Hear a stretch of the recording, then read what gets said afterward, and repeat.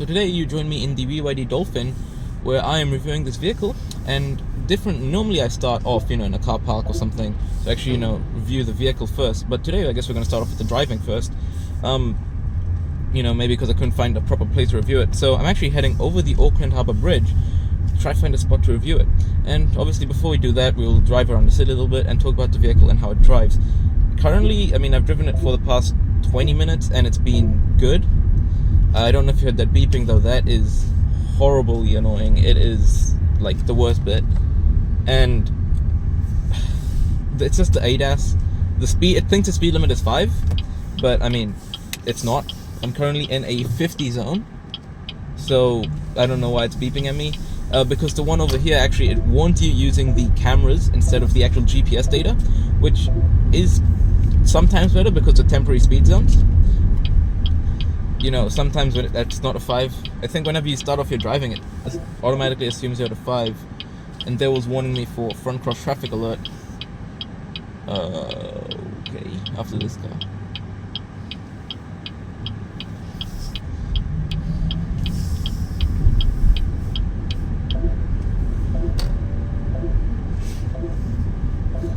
Beeping again, which is fine. So I'm currently in normal drive mode with the region set at high, which is the way I like to drive. I like having regen, but at the same time, there's no one pedal driving, so it does mean that when you're in the city you still need to use your brake to slow down. But I feel like once I'm on the motorway I won't notice it as much, but right now I definitely notice the fact that there is no one pedal driving. Genuinely, the suspension though is nice and smooth. It doesn't feel like it's firm like a Tesla. It feels like more soft, more comfort, which is for a city vehicle, that is what you would want. You don't want it to be super firm because you're obviously not going to go like any sporty driving in this. You can, and I did floor it at one time, and it was nice in terms of performance it was giving, but it's not a sports vehicle. It's more like a city suited vehicle. And honestly, parking this is so easy with its 360-degree parking system.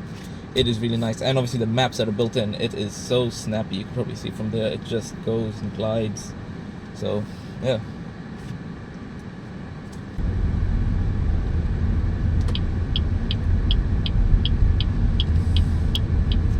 The screens do dim when you do go under like a bridge or something, but it seems very excessive. I could not see like anything there, but it's really good. And this mapping system is obviously amazing.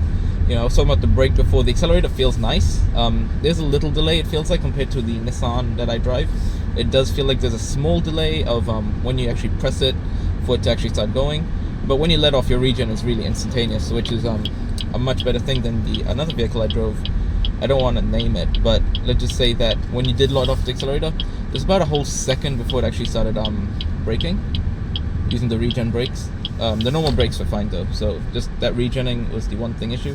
Although that car did have one pedal driving, and this one doesn't, which, is fine.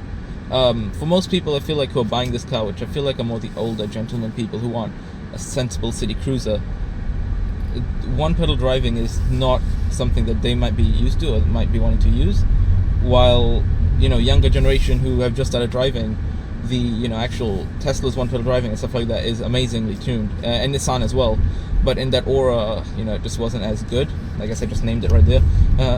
Anyways, it wasn't the best tuned system, but it did work. It was a bit weak as well, the regen, and it always turned off when you did get in the vehicle. So on the concept of everything else, the indicators on the right side, which is, I think, the right side. I don't know, is that the right or wrong side? I can't remember. Tesla does on the left, yeah, so Tesla does on the left, which is technically not where most cars from New Zealand, have it. Most cars have it on the right-hand side, but, I don't think BYD actually, changes it over. It's MG that doesn't, so MG will have it on the left side for the indicators and right side windshield, which is, take it however you will. I don't think it's wrong. I actually like it on the left as well, but, yeah. Now that we're stuck in Auckland traffic, I should talk about steering. And the steering is actually really nice. It's very nice and soft. You can actually change it in the settings. If I do go here, I don't know, I think I stopped there. Maybe taxi. What the heck is he doing? vehicle setting. You can change it to sport, which makes it a bit firmer, and then comfort, which is like really just like light. You can actually feel the difference a little bit, so that is definitely really good. Very nice there. And comfort parking, which I think when you stop, it stops a lot smoother in the driving assist. And for the brake, sports brake means this brake will be a lot firmer, well, not firmer, sharper. But leaving that comfort for now. And actually, one thing which I do want to show is like, it's a little gimmick. I don't know if people will use it that often, but you can do that and rotate the screen, which honestly for the maps that actually makes it look a lot nicer. But it would also be nice if you could have like, you know, Apple CarPlay or Android Auto at the top and then maybe something else at the bottom. But it doesn't seem you can do that, so it's only you have that like that, and it actually changes the entire thing, which I don't mind it like this, but I do prefer the actual landscape setting. It does mean that also in landscape you can have two separate apps like this. You have maps on that side, and this side you can put Spotify. But you have to log in because this car does not have an app built in like Tesla, although you don't have to pay to use Spotify in this car. It does come with data, and you can use that data to stream Spotify. But in Tesla, when you do buy the plan, you do get premium account for free. So that is something to keep in mind. And if it is in this setting, I actually did see the option right there. So you can navigation at the bottom. That actually works out nicely, and I would probably do something like that. It takes over the whole thing. Finally, we escaped all the little traffic bits. This is a straight as well, isn't it? No, well, he's turning right, I think. Okay, there we go, the speeding. See, this is actually good. It's telling me I'm speeding because I'm going 5 km above the speed limit, which is good. When I was going 30 kilometers an hour in a 30 zone, it was still beeping at me though before, because it thought it was a 5 kilometer per hour zone. Now it thinks it's a 50, although the map said it's 30. I don't know what to trust. I mean, I'll just follow whatever speed the traffic's going, I guess, and not exceed 50. I guess you can see the Sky Tower using that little glass roof up top.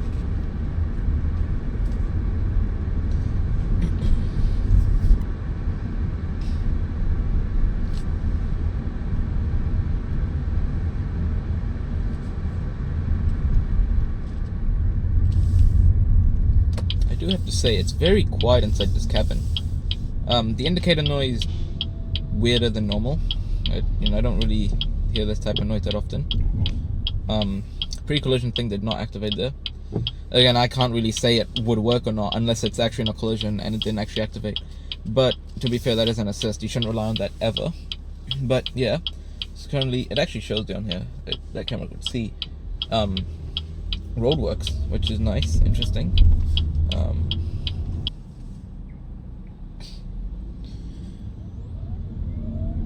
Got a really nice takeoff. I guess I could have stayed on the left lane, but now that we're leaving Auckland City, we can finally let this vehicle rip out in the open road on the motorway. So I've got to actually get over. I don't know why he's not giving me any space, but I guess he'll just squeeze your way over. Yeah, now we're going towards the Auckland Harbour Bridge, leaving the city behind us. Lane 4 is open, which is great. All lanes are open.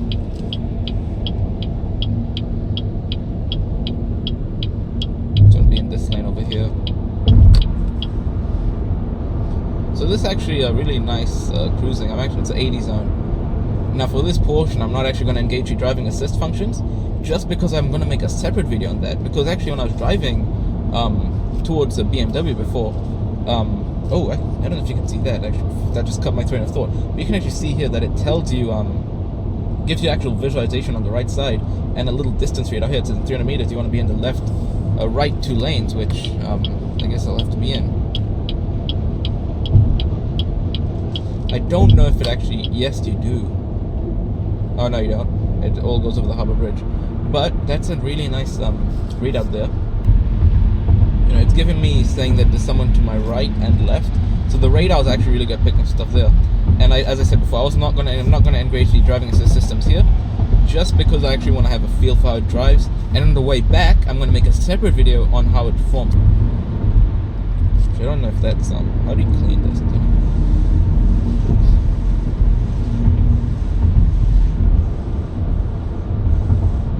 This I don't think this has auto wipers, but you know, that's fine.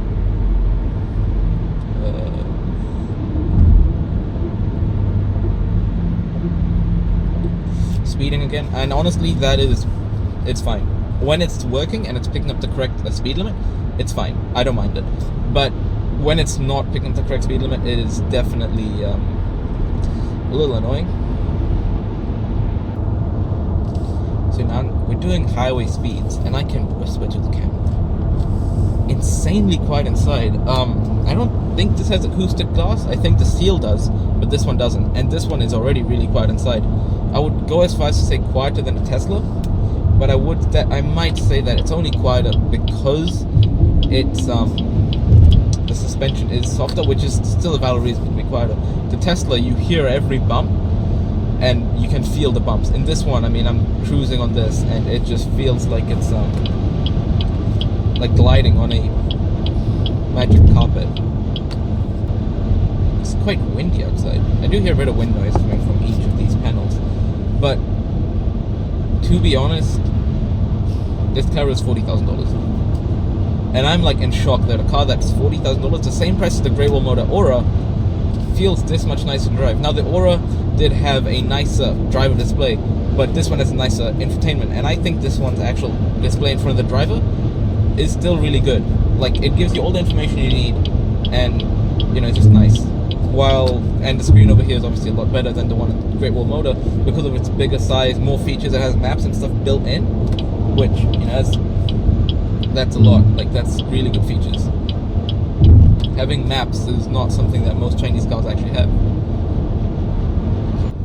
And I'm gonna say right now the regen is really nice.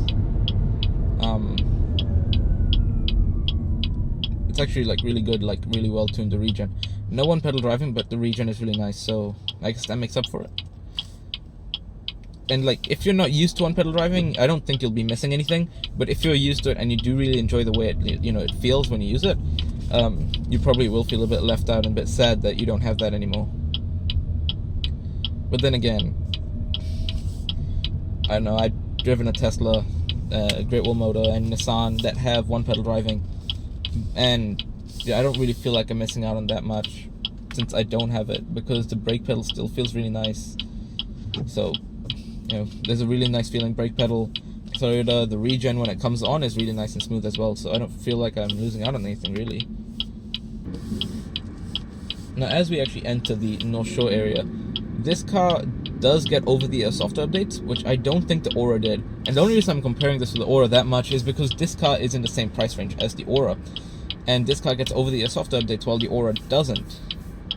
So that is something that keep in mind. I mean, this car's already got a lot of improvements from over-the-air software updates, and you know, once you get used to your car improving, you know, while it's in your garage, you know, let's just say it's part of your house, in your garage, wherever, you know, it improves overnight from a little update that just happens. You know, you don't do anything. You're not sitting there for 2 hours waiting. You just plug it in, or you just schedule the time, and it just starts updating. And you get so many new features. Like, you get some extra, maybe better satellite navigation, improved, more apps. You actually get more apps.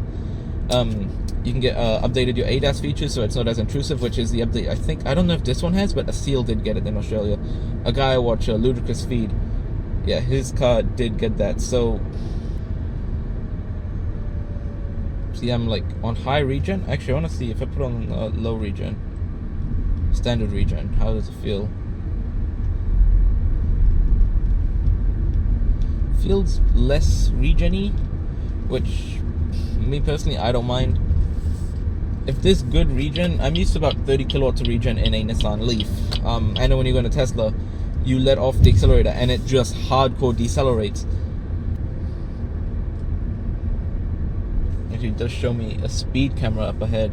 I do wonder if the speed camera is actually there or not. It does say that there is a crossing up ahead, which is something I really do like about this, is that it tells you if there's a crossing. Speed camera, I didn't see one, but then again, better safe than sorry. There probably is one, I just didn't see it. I don't think this regen adapts to other vehicles, you know, in front of you if they're going slow. I don't think it adapts to them and actually regens harder. Hyundai does that with the Ioniq 5, 6, and I think Kona. I'm not too sure about the Kona, but they do it with the Ioniq 5 and 6. So when you do come up to a car, it does actually brake harder if you let off the accelerator a bit late. which is a really nice feature. So now that we're wrapping up the little driving portion, I do want to say that driving this thing is so silky smooth, you know, compared to a Tesla. I think it's just because of the, you know, suspension, but this is like really smooth. Where I think if you did test drive this with a Tesla, and then I mean if you did test drive this and you also test drive a Tesla, I'd be like, I don't know, it'd be a hard pick for me, because this thing is $40,000 while a Tesla is about 65. So you do have the price to keep in mind.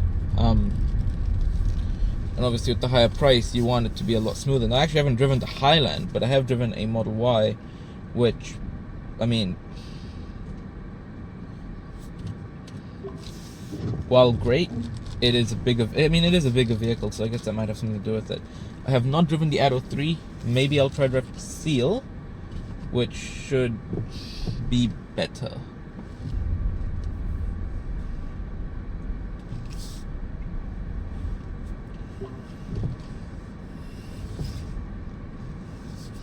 See this? Oh, yes, that is see. Put it in park now. I mean, the parking with this is so easy. I mean, yeah, see that? See that? I mean, look at that park job. Amazing. But now, let's actually review the exterior of the vehicle. Now let's cover the actual exterior and the interior of the Dolphin. So as you can see from the exterior, the front shape looks a bit... I actually like it. I know some people don't, but I definitely like it. And obviously as you get closer, you can see you've got LED headlights, and you've got fake little vent down there. No, it doesn't go anywhere. You've got two parking sensors up front with your camera in the center. You've got, again, LED headlights with a little LED bar that goes across BYD like that, which is way better than the Build Your Dreams they used to put. I think they got rid of that on the new Seal, and they are getting rid of it on the Atto. You've got your 16-inch wheels for efficiency, and these are actual aluminum. They are rims. They are not some plastic thing. And you've got the Ling Long Dolphin tires, which so far they haven't proved to be an issue, but you know, obviously in the rain it only just started like drizzling a little bit, and I didn't notice it, but I can't imagine it's good in, you know, harsher conditions. You've got your blacked out wing mirror with NFC built in, and you've got one of your cameras for 360. This is on the other side as well, one in the front and one in the rear. Front glass there, this glass here. I don't think it is acoustic. I can still check. Let's see if I can actually check. No, I can't check. But door slam sounds nice. Tinted rear windows. Plastic portion here with a little design. Come back here. LED. All of this is LED. Really nice design on the lights. And it says BYD Dolphin. You've got two parking sensors, actually three at the rear. I've heard this is cost saving because the other ones have 4 front, 4 rear. This one has 2 front and then 3 rear. One on that side, one over there, one in the center with your camera mounted over here. Car is a little bit dirty, but it's not that bad. Obviously LED there. Build Your Dreams. It's not a bad thing. I don't like it. Apparently it's not correct English. I'm not too sure, but BYD is just a lot nicer than Build Your Dreams. Obviously, again, 16-inch wheels, Ling Long tires, and obviously you've got that same blacked out portion with the glass roof, which we'll look at when we go inside the vehicle, and your little camera with a dash cam built in there, and that's part of your driving assist, and obviously your dash cam to record any collisions that happen while you're driving. So now let's hop into the inside. So on the inside, you can lock and unlock your car like that, or use your key, which I will show you once I'm inside the vehicle. Open the door, really nice and quiet, and listen to that slam. So you notice how quiet it gets inside the vehicle once you're inside it, you know. It's a lot quieter, it's got really good sound insulation.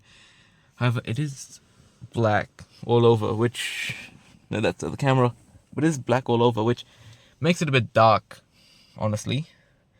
But let's actually start it up. So foot on the brake, push button start.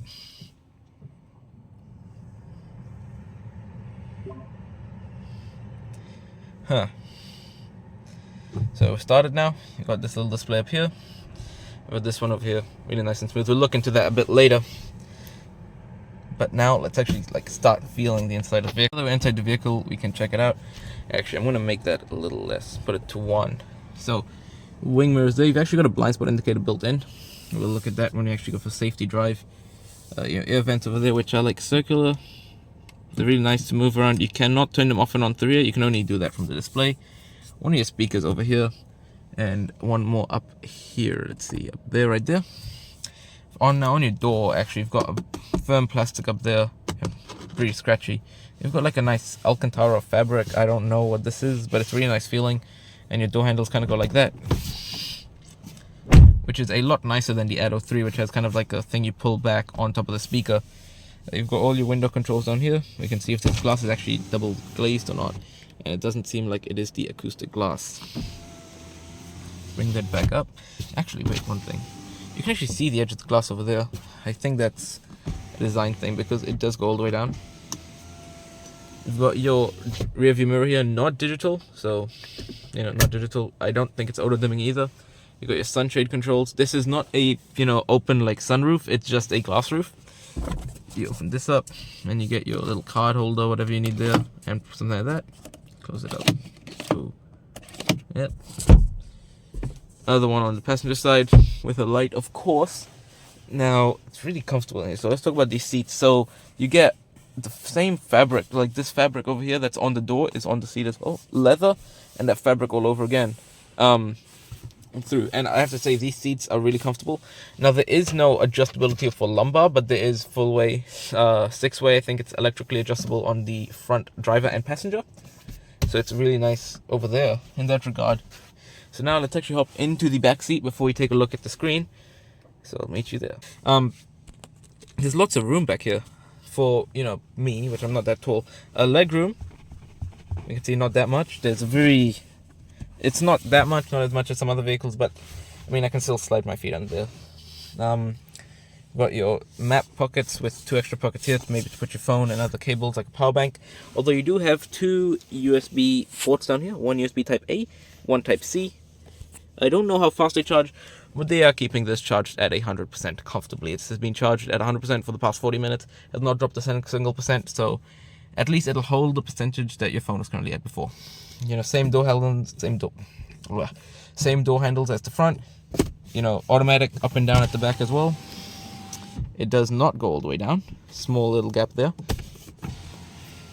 But it is tinted, which is really nice. Some cars actually don't give you tinted rear windows. I think the Atto 3 Standard Range does not have tinted rear windows, which is, not the greatest. But yeah, the seat is also really comfortable. You do also have a fold-down armrest, which locks into place actually nicely. I don't know if you see that, but very comfortable as well. Like, it's incredibly soft. I mean, most of the surface, this is a bit firmer, but it is really nice to rest your arm on. But most of the surfaces in this car are so plush. I mean, you can feel that resting your arm on that is so comfortable. Put the back up. You have your speakers at the bottom down there. I don't think there's any of the speakers around this vehicle. There's 2 up on the roof in the front. Maybe I think those are microphones, not actual speakers. I think this is a 6-speaker sound system because this is, I think, the base model. 16-inch alloy wheels is the base model, I'm pretty sure. You again have your adjustable headrests. When you sit at them like this, it does eat into your back, but you just push them up to adjust them a little bit, and they do lock into place at a good angle. Now let's actually go take a look at the boot. Boot you open like this, not automatic for the base model, and in your boot, no, this is not even hooked on. Let's hook those on real quick.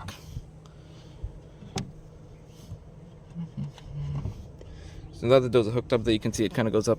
Parcel tray. We've got a BYD bag, which should entice your charging cable.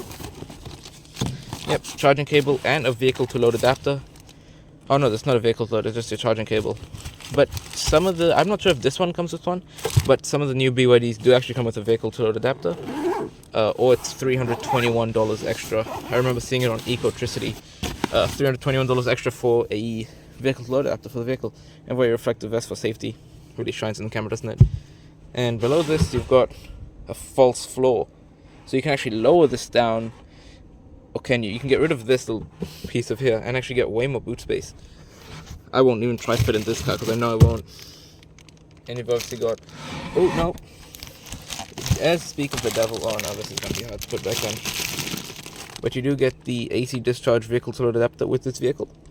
And it has 2 power points port right there, and you just plug it into your AC charging port, which we will take a look at after this.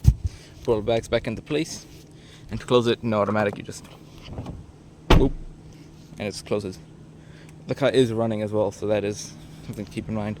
That's why you're hearing those fans going. The AC is on. Make sure the cameras don't overheat, of course. So you've got your AC charging over there and your DC charging over there.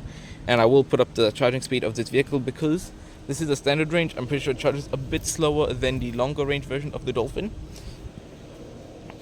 But again, I don't know many people who would use this for a road trip. I feel like more people would use this as a city cruiser and not a road tripper. But you put these rubber grommets back on. I don't really like these rubber grommets. I'd rather them just be exposed. But then again, this is not watertight over here, so you don't want that to get wet and corrode. Now let's actually take a look at the software that's installed in this car. Hopping back in. Panoramic glass roof, really nice. Actually, it's really nice and clear tinted. I left it open this whole time. So now that we're here, you can see this. We've actually got a BYD voice assistant. So I can say, hi BYD, set the AC to 19 degrees.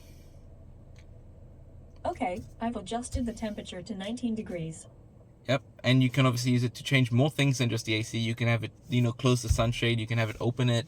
There's just lots of commands. It's a really good system. Obviously, I don't want to have it on that. I want to put it on low. And hey BYD, put the AC to auto. Okay, so hey BYD doesn't work. It's only hi BYD. Let's not put that on. But actually, you know what? Let me cut that out. I want to see how the sound system is.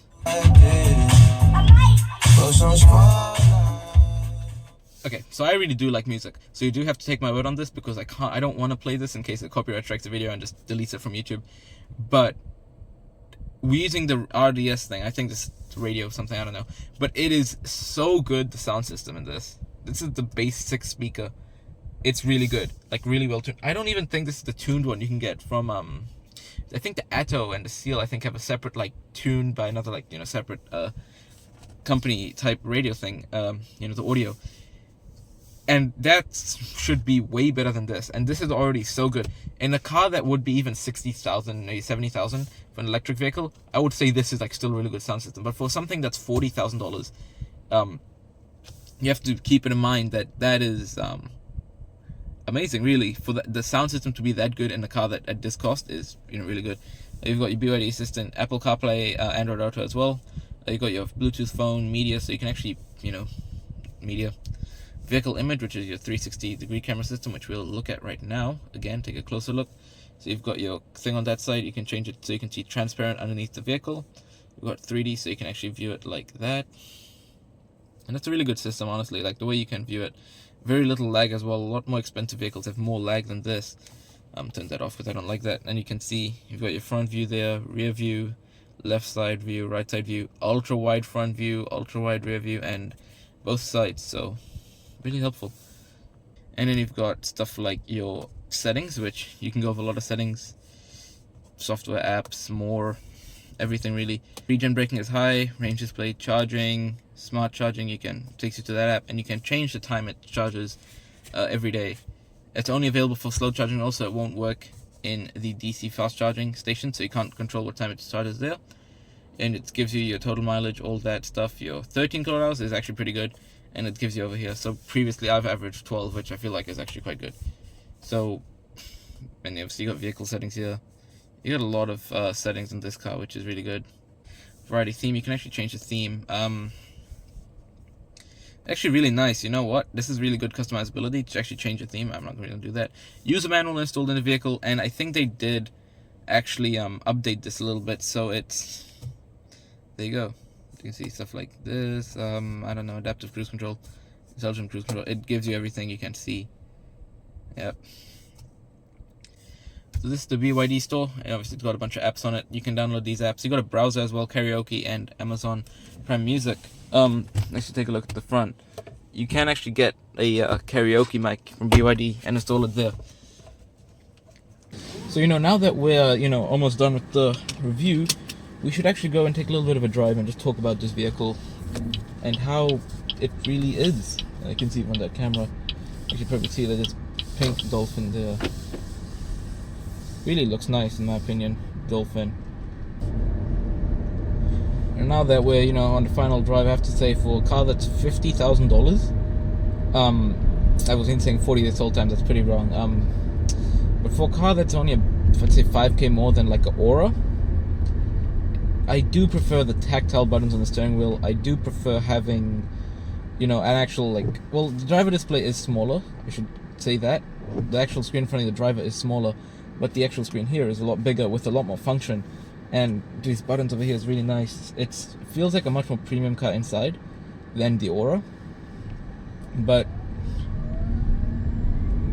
it is more expensive, so it should feel more premium, considering it is more expensive. But this just feels like it's on another level. BYD has always been, really good at actually, the build quality of this vehicle and the materials they use are really good, especially at the price point. The way the steering feels, the way the brake and accelerator. The only thing is the accelerator does have a little bit of a delay, like the Aura, although it's not near as bad as the Aura was. And now since we're heading back on the motorway, I might as well just show a bit of the driving assist function on this in this part of the review. Thank you so that guy for giving me way. Okay, I'm approaching the other vehicle. Yeah, that did not brake in time. It did not brake in time for me to actually, avoid that. Ooh, okay. So I don't think lane keep is actually active right now. Let me beware of lane departure, which I am. Put in sport mode real quick. Okay, so now we're in sport mode. There's a speed bump here, so I guess we'd have to go a bit slow. Let's do a little flooring test here, so let's just go floor it. It takes a while for the power to build up, but yeah, it's 80 kilowatt peak performance. Which, to be fair, in a car like this, 80 kilowatts, it's still fast. Still plenty fast. You can still have fun in this. I mean, this is the standard range model. The long range, I'm pretty sure, has a bit more power than this. I think it's 120 to 130 kilowatts or something in the long range, while in this one it's only 80 kilowatts of power, which is, a lot less. Anyway, now that we're nearing the end of our review, I have to say that this vehicle is incredible value for money. BYD salesperson told me, be brutally honest with our product, but I cannot lie, when I was going into that dealership, I was expecting to review a Seal, not an actual Dolphin. But the Dolphin is the cheaper one. It's the cheapest one they sell, but it still feels like an extremely premium model that costs a lot more than this. Really nice. The price, everything is justified. Everything that this guy's a shortcoming of would be justified. The only thing is the accelerator, and I'm not gonna lie, I'm pretty used to it now. And once you get used to it, you're basically done. You just get used to it, and then you're done. Ooh, big pothole. Big pothole.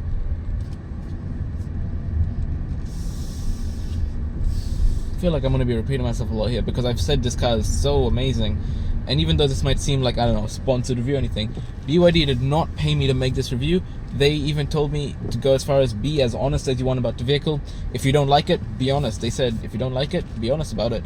And I said, okay, I will. And honestly, I wasn't expecting this to be as nice as it was. I was expecting to review the Seal, which I was expecting to be obviously a much nicer vehicle than this because of the fact that it is a premium vehicle that they sell. I don't like the Atto's interior because I feel like that feels a bit more cheap. I don't like those, drastic colors they have. But in this one, I like the interior because of the way it's designed. It's like normal, feels normal. Everything just feels good. So yeah, I really do love this vehicle. And, if you've watched this far, definitely like and subscribe because I do want to review the Seal eventually. I'll see if BYD is willing to lend me a Seal for review. Maybe even an Atto. I'm not so, keen on doing the Atto just because I prefer the Seal a lot more. I feel like the Seal could sell a lot better than the Atto. But then again, it's still a very good vehicle, so we'll see what happens. But I'd like to say, thank you for watching if you've come this far. And definitely leave any comments down below if you have any requests for other vehicles you want me to review. And yeah, hope you enjoyed this video.